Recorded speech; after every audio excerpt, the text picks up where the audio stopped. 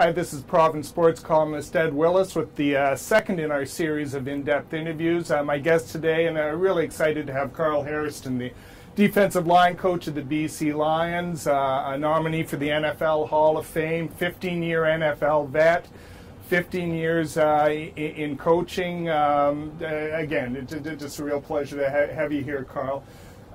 First question. You coach kids that are almost old enough to be your grandsons. Do they have any idea about your story and the things you accomplished in your career? You know, they know what I've accomplished, but they don't know my full story. Okay. You know, it's a few of them that we sit down and talked, but they was in awe, like, wow, man, you did that. I'm like, yeah, I was a normal old guy, you know.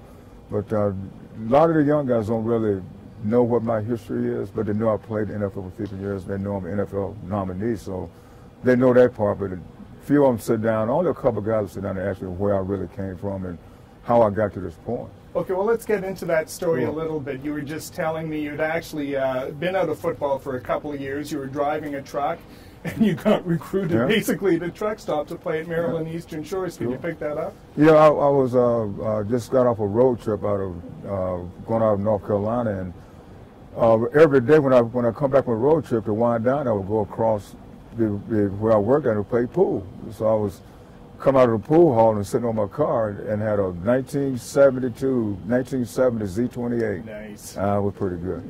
So it was a guy approached me and says he was a University of Eastern Shore alumni. He said, "You want to play football?" So I'm like, "Oh, sure, yeah, I'll play. You know, what the heck." So 3 days later, he called me and said, "Well, you got to report for training." I'm like, "What?" I hadn't played football in 2 years. You know, so I go to Eastern Shore in 1972, and that's when it started. Well, and Eastern Shore sounds like an out-of-the-way place, but this has produced Hall of Famer Art Shell, Emerson Boozer, the great New York Jet running back, and Carl Hairston. Now, you're telling me the program doesn't exist anymore. You're the last NFL player to come out of it, but it's also an era when black colleges are producing great players. Again, could you pick that up? Yeah, before I got there, you know, I got there in '72. Before I got there, it was called Maryland State University, and the teams, the head coach at that time before I got there was a guy named Skip McCain, and we were a branch of College Park, Maryland. Their football team was afraid to play that team at that time, put some great NFL players on that team. Matter of fact, they had a guy named Gerald Irons who played for the Raiders for a lot of years. Yeah. And Maryland, University of Maryland didn't want to scrimmage that team because they were that good. They wanted to see CIAA all the time, you know. So that team, after the team broke up, you know, it became Maryland Eastern Shore. Then it became more of a support of your own kind of school. And you know, during that time, the latest basketball came in. All the women's basketball came in, took some of the money from the pro football program, and they couldn't support all the programs. Yeah. So they stopped football in '78, and I came out in '76. I was the last football player to come out. And the other great alumni to come out of Maryland Eastern Shores, this touches close to my heart, Bruce Springsteen's sax player, Clarence Clemons, who you knew. Yeah, Clarence, you know, I didn't go to school with him, but he would come back for homecomings, and I said, man, that's a great Clarence Clemons. And I made sure I got close to him, and I made sure that, you know, I had some conversations with him. They were great conversations. He loved football, and you know, he loved coming back to the school because that's where he started. And people don't know that's where he came from. Yeah, that's awesome. Say, Clarence Clemons came to the school. I'm like, yeah. Do you know him? Yeah. And people just follow. You know Clarence? I said, I knew him. Yeah. Well, I was the same way.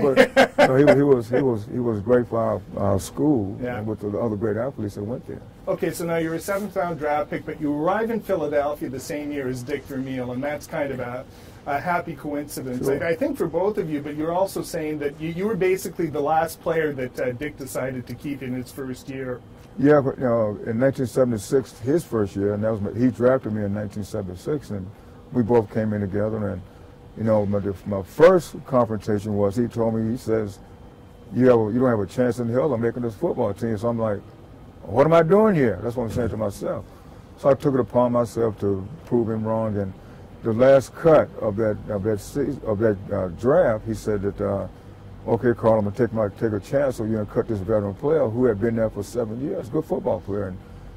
And my last words to him was, "I'll never let you down, Coach." And we've been friends forever. So he got me started, and me and him have been great friends ever since 1976. It's remarkable what he was able to build there in a short time, taking mid-round draft picks, free agents, yourself, guys like John Bunting, Herm Edwards. I mean, and these turned out to be great players. He came almost win the Super Bowl in 1980. But could you just maybe talk about the camaraderie and the chemistry that was on that Eagles team? Yeah, well, one thing that he built, he wanted to bring people in that he could trust.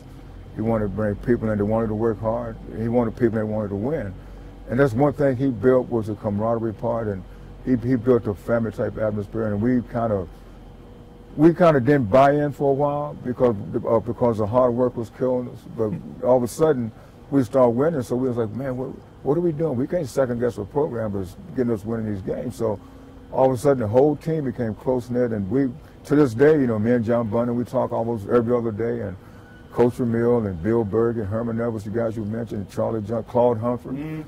So because of that, we still are a close-knit family to this day. And, Coach Mill gets a kick out of that. And just to be around guys with that quality is amazing that to this day that we don't see, but we still talk. And because I had so much we cared about each other. Good players, but tough players too. Sure. Little different era, and I think we might over-romanticize that era. But I just heard a story that you had a fractured bone in here, and what they did, they put plywood. They wrapped plywood around it and sent you out to play.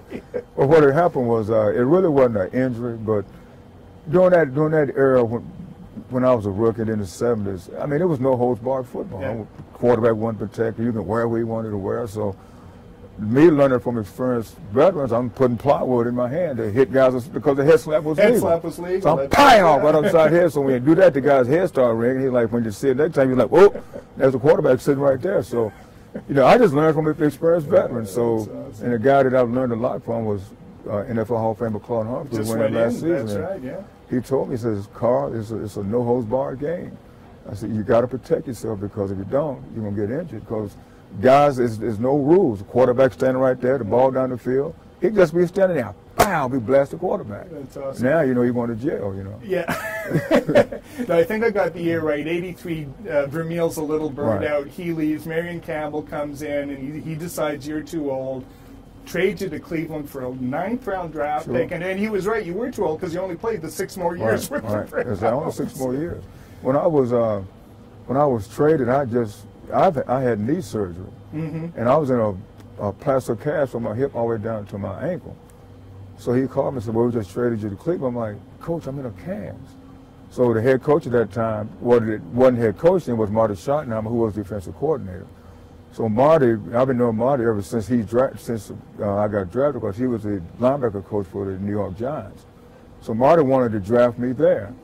So what happened was, they wanted to wait in the later round to pick me, so the pick before me in New York was Harry Carson. Oh, wow. So they said, well, they picked Harry Carson knowing I was going to be there in the later rounds, but the Eagles moved up and picked me over the Giants. So went to Cleveland, had 6 great years there, and on some great defenses there, and just moved on from there.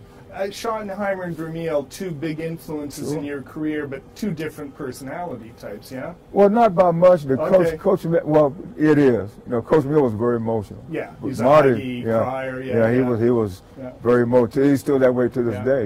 He can look at me right now and start crying because they ain't seen me in a while. Marty was Bill, one of those gritters, and Coach Vermeil was too, but Coach was more emotional with him. But Marty was down. He was like, let's go get it. Our first drill in training camp was a nutcracker drill. First drill. Coming out, okay, pow, we hitting each other right now. So Marty built a tough physical football team in Cleveland for those 6 years. About 5 years, and Bud Carson came in. Yeah. So it was great playing for 2 great football minds. Now, you didn't win the Super Bowl as a player, but you get your ring with Dick in the 1980 Rams? 2000 Rams. 2000 Rams. Edit that one, boys. The 2000 Rams, and it was the greatest show on turf. It's Kurt Warner.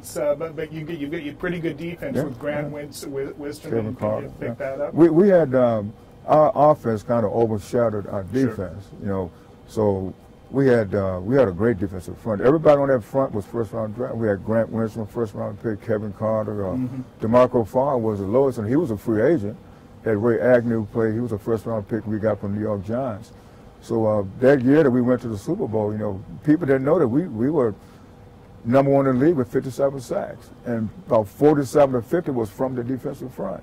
And we had London Fletcher playing middle linebacker, who played for the Redskins for a while, but we were very good. We gave our offense a chance to be the greatest show on track. We had a lot of 3-and-outs on defense. So, well, the NFC title game, I remember, Tampa Bay shuts down the offense, That's and right. if your defense doesn't step up, you never make it to we never the Super make it. Bowl. So people don't understand it. Look at that whole picture of that football team. We had in my opinion, we had a great defense, and it started 3 years before that when Bud Carson was the defensive coordinator.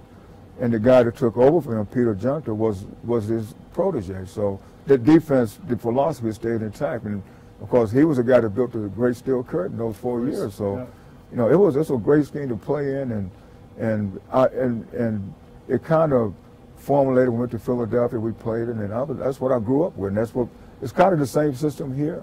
It depends on the defensive front to get pressure on the quarterback. Well, Carl, coaching clearly got in your blood. Sure. And does it keep you young? Like when you get a young kid like Alex Bazzi, who's just learning the game, and does that really stoke your fire? Yeah, I think I told Mark this other day. I says, these young guys keep me young because they're always eager to learn. And, okay, how'd you do this? How'd you do that? Well, how did Claude Humphrey do this? Because I told him, I said, guys, you want to be a great football player? Watch this guy, Claude Humphrey. He'll by watching him, he'll teach how to rush the passer. And that's what Claude taught me. So everything I teach is from him. Everything I teach is from some of the great defensive line coaches I've had through my career. And, those young, we got another guy that Marcus came in, and the big guy just got in. And I said, that young blood keeps me younger because I want to teach them what I know. I said, guys, it ain't all about technique and stuff. It's, are you tough enough and physical enough to play the defensive line? And I'll take you to the next level if you got that. So I'm pretty excited about the guys we have here because they're young, and we got a core group with the guys we have, Kareem Smith and E.T. So we got some young guys that's really coming on for us. Carl, I could talk to you all day about this stuff, but we're going to have to cut it close there. It's been a pleasure. Thanks so much for your time. That was fantastic. So Ed Willis from BC Place with Carl Hairston.